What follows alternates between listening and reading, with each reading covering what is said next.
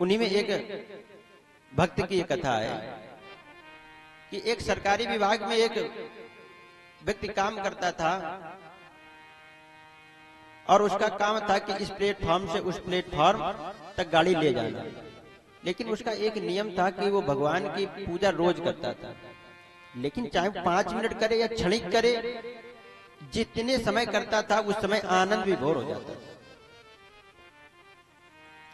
एक दिन की बात है कि संध्या करने बैठे और भूल गए कि हमको आज इस स्टेशन से उस स्टेशन तक गाड़ी ले जानी है, लेट हो गए। अचानक जब उनका ध्यानावस्था में आए, देखा समय, तो समय बहुत हो चुका था। दौड़े दौड़े गए स्टेशन के पास में और कहने लगे, अरे साहब आज हम लेट हो गए थोड़ा और हमारी ट्रेन का समय निकल गया। तो लोगों ने कहा, अरे बाबूजी आप अभी थोड़ी देर पहले तो आए थे और आप कह रहे हम लेट हो गए। कहते थोड़ी देर पहले हम आए थे। अरे भैया हम अभी घर से आए हैं। अरे आप बाबूजी रजिस्टर देख लो, आप अभी साइन करके गए। देखा रजिस्टर में बखूबी उनके ही साइन थे।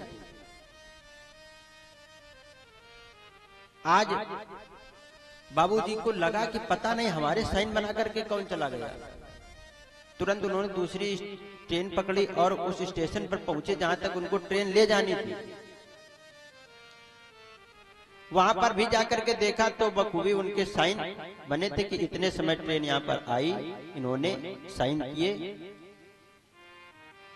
और वहां भी सभी लोगों ने कहा, बाबूजी अभी तो आप यहां पर आए थे, क्या कोई बात हो गई?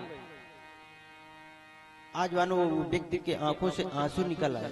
कहने लगा, हम घर पर थे, पूजा कर रहे थे और हमारा इस स्वरूप इस संसार में कोई बनाए, इतनी किसी में सामर्थ्य नहीं। हम किसी के साइन तो बना सकते हैं, लेकिन क्या किसी का स्वरूप बना सकते हैं?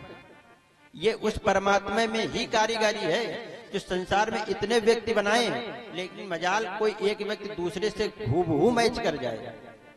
कुछ न कुछ सभी में विशेषताएं हैं जो एक दूसरे को अलग करती हैं। लेकिन उस परमात्मा की रचना देखो, पूरा संसार बना दिया, लेकिन एक व्यक्ति के ऐसा दूसरा व्यक्ति नहीं बनाया। आज वो बाबूजी जान गए कि मेरे परमात्मा ने मेरे नौकरी के लिए, कि इसकी कहीं नौकरी मेरे भक्त की ना चली जाए, एक गार्ड का रूप बनाया और मेरी जगह स्वयं कार्य करने आए। आज वहीं पर उनको बहुत गिलानी। कहने लगे, हमारे लिए परमात्मा गार्ड बना। अरे हमें नहीं चाहिए ऐसी नौकरी जो हमारे परमात्मा को गार्ड बना दे। वहीं पर छोड़ दिया उस नौकरी को और चले गए वृंदावन। करते रहे भ्रमण और कहते उसी परिध में घूम घूम कर अपने वहीं पर प्राणांत हुआ। वो जानते कि इस संसार में यदि आनंद प्राप्त होगा तो भगवान के नाम में ही है। जाने कितने बड़े व्यक्ति हुए। दूर की न जाओ, नैमिषारण्य की बात है, नारदानंद आश्रम बहुत प्रसिद्ध है। यहाँ पर कानपुर की एक माता जी गईं, उनके पास बहुत संपत्ति थी, कोई संतान नहीं थी। विचार करने लगी, बड़ा ही सतोगुणी महिला थी। विचार किया, मैं इतनी संपत्ति का क्या करूंगी? स्वामी जी के आश्रम पर पहुंची और कहने लगी, महाराज मैं इस आश्रम में कुछ दान करना चाहती हूँ, इस भंडारे में। तो वहां तो दरबार खुला है, जिसका मन हो वो दान दे, और ना भी दे तब भी वहां भोजन चल रहा, आप पाइए चकाचक। लेकिन माता जी ये चाहती थी कि हमारे धन का सदुपयोग हो। दान भी महाराज बड़ा सोच समझ के देना चाहिए। कुपात्र को दिया तो उसका फल नहीं, हमको उसका कष्ट भोगना पड़ेगा। माता जी ने 1 रुपए निकाला और स्वामी जी को दिया। स्वामी जी इस 1 रुपए को हमारे भंडारे में लगा दीजिए। स्वामी जी ने विचार किया, 1 रुपए भंडारे में योगदान। संत हैं ये, भगवान की पराकाष्ठा को जान चुके हैं संसार में, इसलिए इनका मन नहीं लगता। कहने 1 रुपए दिया और कहने लगे, अपने शिष्यों को बुलाया कि जाओ इस 1 रुपए का नमक ले आओ, और नमक ला करके उस सब्जी में डाल दिया। अच्छा बताइए, वो उस 1 रुपए का प्रसाद सबके पास गया कि नहीं? और मैया तो यही परीक्षा लेने के लिए आई थी कि देखें हमारे धन का कौन कितना सदुपयोग कर पाता है।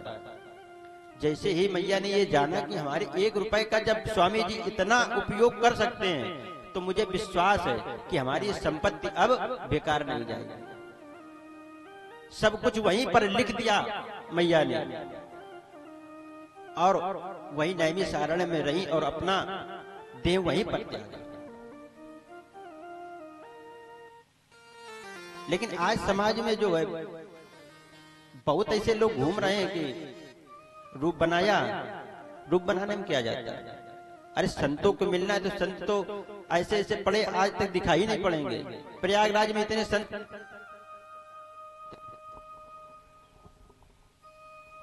कहते इतने भीड़ जमा होती है और फिर एक साथ कहीं गायब हो जाती है। दूर न जाओ, उदाहरण लेना है अपने पास से लो। अरे पता नहीं बातें सत्य पुराण में लिखी कि नहीं लिखी, लेकिन वर्तमान में तो देखा जा सकता है कि सही है कि नहीं। शोभन सरकार बाबा थे, उन्हीं के पास में एक बाल योगेश्वर रहते, योगेश्वर महाराज। कहते आज तक उनके ऊपर किसी स्त्री की छाया नहीं पड़ी। बहुत दूर की बात नहीं है, ये अपने बैरी बागपुर की बात है। उनका पूरा जीवन हो गया, उनके ऊपर किसी स्त्री की छाया नहीं पड़ी जब से उनको याददाश्त है। और वो सरल स्वभाव के नहीं है संत, थोड़ा टाइट प्रकार के। ऐसा नहीं भैया कि हम टाइट प्रकार के हैं तो हमारा मन निर्मल नहीं है, लेकिन वो कड़कपन भी उसका कुछ कारण है। संत दोनों प्रकार के होते, सरल भी होते, कड़क भी होते। तो इसका ये मतलब नहीं कि जो कड़क है वो संत नहीं है, उसका मन निर्मल नहीं, उसके मन में भाव नहीं है, उसका कारण है।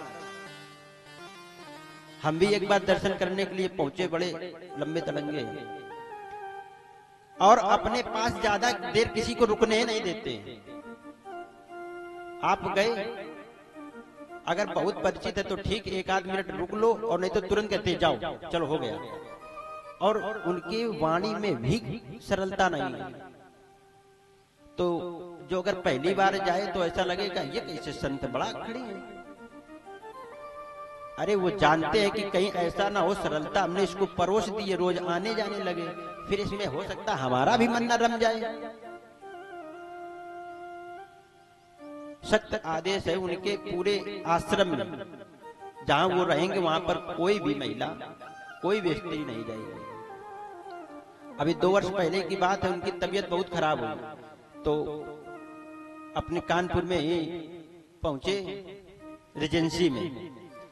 तो वहां पर एक महिला डॉक्टर उनका ऑपरेशन करने आई। साफ मना कर दिया, आतंक कर दिया कि नहीं, हमारे प्राण चले जाए ठीक है, लेकिन कोई भी महिला हमारे पास नहीं आई।